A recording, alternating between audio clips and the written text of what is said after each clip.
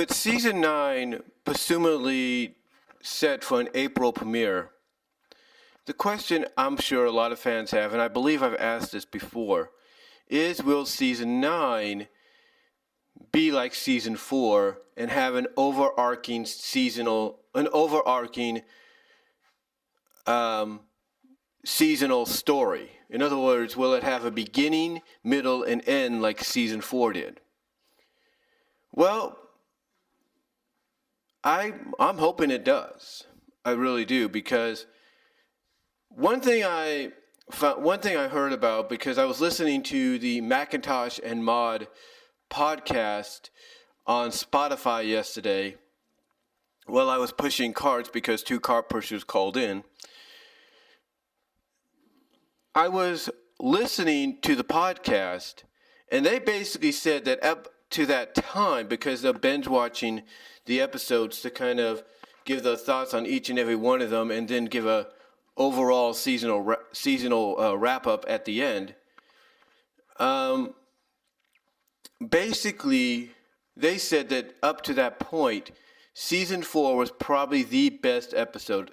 Not episode, but best season they had seen so far. They had no real complaints with it. It was too good. In fact, I think it was the Macintosh guy that said the only thing he could complain about was the fact that it was just too good. There was no real filler. It was just a consistent story arc from beginning, middle, and end of the season. So the question again bears repeating, will season 9 follow suit? And the reason I ask that is when season 4 happened, we got introduced to the Rainbow Powers. The Rainbow Powers were coming. The season 4 finale, Twilight's Kingdom, introduced us to them, or finally revealed them. And it was revealed in basically what's considered a very awesome payoff. People may have not liked the rainbow designs, but still, it was an awesome payoff. So the question again is, will season 9 follow suit? Since season 9 supposedly, and just through the fact that it's being advertised through the toys, it's being advertised, if not acknowledged, through promotional material, that the Rainbow Powers are coming back. I mean, like I said, if you take a look at this chart here, it says 2019 Rainbow Power Ponify the World, or 2019 Ponify the World Rainbow Power. So apparently they're going back to it. The question is, if they're going back to it, are we going to have another season 4? Are we going to have a season that has no real filler, but it's just boom, boom, boom, here we go, here we go, here we go. What's going to happen next? How does this connect kind of deal? And honestly, I'm hoping we do. Because if season 9 is being touted as the last season of Friendship is Magic, then you're going to want it to go out on a major high note. You're going to want it to go out with a major bang. And if you go the route that you did for season 4, and you're just consistent in your storytelling to the point that people have to watch the episodes no matter what, whether they watch it on demand or they record them, they DVR them, then so be it. It gives you a reason, it basically gives people a reason to tune in and not skip an episode.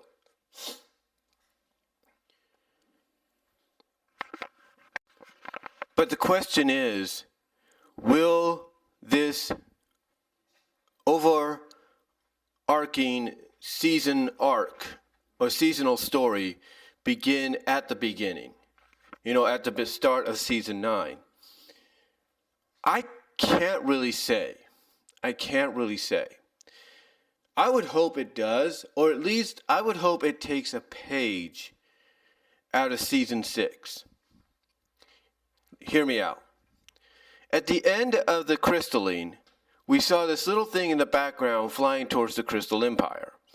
we find out later on that that thing that was flying in the background was a changeling. So with that little tease of what was to come towards the end of the season, and if not more so teased in the episode Times of a Changeling, we wouldn't have known that we were going to get the return of Queen Chrysalis and what many presume her last badass appearance in the season 6 finale, which was to wear him back again.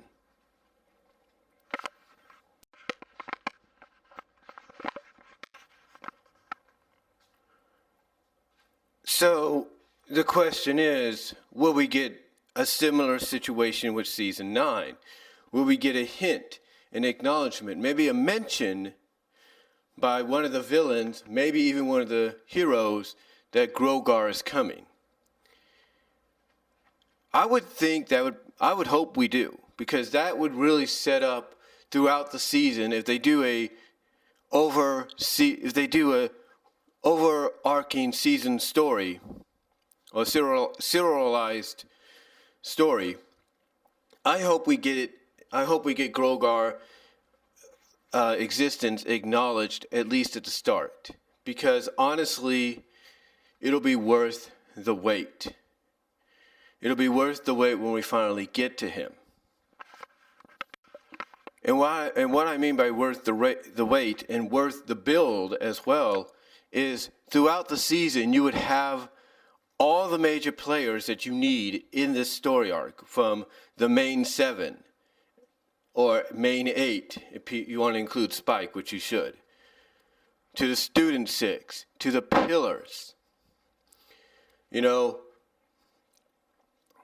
you can use the entire season and those characters that will be involved, no doubt, even Celestia, Luna, and Cadence, and Shining Armor. You can use the season to really build towards how much of a threat this guy is and what they have to do to defeat him. And I do know one thing, and I'm sure a lot of people would agree with this. If you're bringing Grogar in, you're definitely acknowledging that Gusty and her Unicorn Warriors are real as well. So with them probably being acknowledged, with their existence being acknowledged as real as well, don't be surprised if whatever power or magic they use to slow down Grogar is acknowledged, and that's the power and magic that the main cast of characters involved in this arc have to go and find. So the question is, if the beginning of the season, even if it's at the end of the second episode, if it's a two-parter, acknowledges his existence either by one of the villains or one of the heroes, the question is, how does it culminate? How does it all come together at the end? Well, I'll say this. If you do what season 4 did, and that's have a beginning, middle, and end, your middle has to be Grogar finally escaping from Tartarus, or whatever prison in Tartarus he's in, because apparently he must be in some kind of maximum security portion of Tartarus if he's that powerful. So I would utilize maybe the end of the mid-season finale to kind of showcase him finally escaping and ready to head towards Ponyville and Equestria and Canterlot and Equestria in general. That's what I would do. That would be your catcher right there, like, oh God, like, oh sweet Celestia, if you will. Grogar is free now, and he's going to get ready to create and wreak some havoc. But again, the question is, how does it all culminate? Do we get the traditional two-parter, or do we get something more? And I would say just by the supposed, and I mentioned this, I talked about this real quickly, the supposed leaked images, which ironically, according to the person that acknowledged the video that I did, apparently Hasbro took down some of these leaked images that got leaked. Yeah, I wonder why. apparently, from what I can tell, I would say that we're going to probably get maybe a 3 to 4-parter. Because if you really want to step out of the norm and you really want to treat this like the last season, like this is the end for Friendship is Magic, and you want to treat this as the badass moment of the entire series that we've been waiting for, then you cannot go the 2-part route. You got to go the 4-part route, or at least 3. Because by either going one of those routes, you're giving time to the story. You're giving time to the characters, the conflict, and the situation that they're in. You give them time to kind of take in what's going on. Like if some of these images show destruction to certain parts of Equestria, mostly certain places that we know of, then you want to use a 3 to 4-parter to really allow those characters to soak in the situation and realize that they need to band together. They really need to band together as friends for the future of Equestria, for their future, and mostly the future of Equestria, and of course the future of friendship. So honestly, I think they need to go the 3 to 4-part route. I really do. Because here's the thing. The tradition with Friendship is Magic is they usually go with beginning, middle, and end, if you will. They usually go back-to-back episodes, right? Well, to me, they need to do that here in the finale. They need to do 2 weeks in a row, of back-to-back episodes. If they go the 4-part route, they need to do part 1 and 2 one week, and then part 3 and 4 the next week. If they go the 3-part route, they need to go part 3 the first week, which would be just one episode. Part 1, I should say, the first week, and then part 2 and 3 the following week. That's how I would do it. Or, heck, I would basically say, you know what? I'm going to do part 1, 2, and 3 back to back to back. If they want to, they could do part 1 the previous week, and then the following week they can repeat it, and then you could have part 2 and 3 follow suit. So it'll all be connected. The point I'm getting at is you need space. What I'm trying to say is they need to give the characters that will be involved the time and space to really assessate and take in what's going on. That's what they need to do. They need to give the characters time to assessate, and take in what's really going on to realize it's now or never. Now, you might say, well, they've proven in the past that they can bring a lot of stuff together in just a short time, and that a 2-parter has proven to do this. Heck, even 1 episode has proven to do this. And I'm not saying that's not true, guys. I'm not saying that's not true. But let me remind you of something. You might say that Magical Mystery Cure, the season 3 finale, really put a lot of stuff, pulled out all the stops, as I say, really gave us a lot to take in and assess and accept within the span of 22 minutes or 30 minutes if you count commercials, but still gave us a good payoff amongst controversy, as I say, with Twilight becoming an alicorn. And that might be true. They gave us all that within the span of 22 minutes. But remember what Megan McCarthy said in a tweet. Magical Mystery Cure was just part 1. The season 3 finale was just part 1. Part 2 and 3, which would be dubbed Princess Twilight Sparkle, would be in season 4. So even though it took several months to get there, we had a 3-parter for Twilight's ascension into princess throughout that time, or within the span of that time.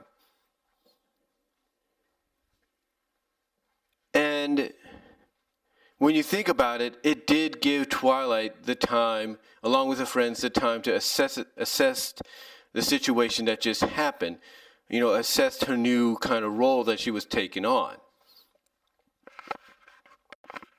So even though technically some would say it wasn't a 3-parter because it spanned 2 seasons just to complete it, or expand the end of season 3 and in the beginning of season 4 to complete it, it still gave the characters time. What felt rushed to some at times, even though some would say it gave us a lot to necessitate and accept within that span, and did a good enough job in doing so,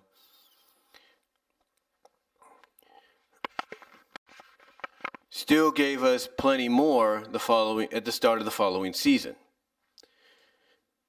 And again, this is where I talk about the fact that if this is the last season, season 9 that is, they need to go the 3 to 4 part route. They really do.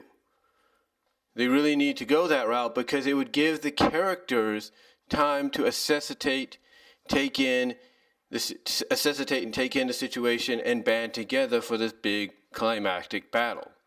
Especially if, according to one of the images, whether it's real or it's not, or it's just concept or it's not,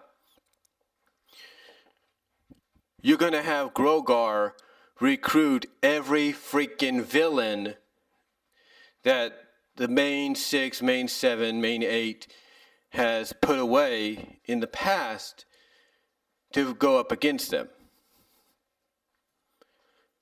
We'll have to wait and see. But if I'm the creative staff at Friendship is Magic, I basically look at season 9 as potentially the last season, and I say to myself, I'm going to make the finale a big epic finale, and I want to make it a 3 to 4 parter instead of a 2. That's what I would do. I mean, again, I'm not saying they can't give us a lot in 2 episodes. I'm not saying that. I'm not saying they can't give characters time to take in the situations. I'm not saying that. What I'm saying is if you're bringing in a character like, say, Grogar, who's supposed to be the baddest of the bad, even more of a threat than Tirek, then you want to give more time than just you want to have more time, I should say, than just a 2-parter. That's what I'm trying to point out. So, again, the question is, will season 9 be like season 4? Will it have an overarching seasonal story from beginning, middle, and end? We'll just have to wait and see. But let me know what you guys think down below. Comment if you like. I'd love to hear from each and every one of you. And I will talk to y'all later. God bless. Take care.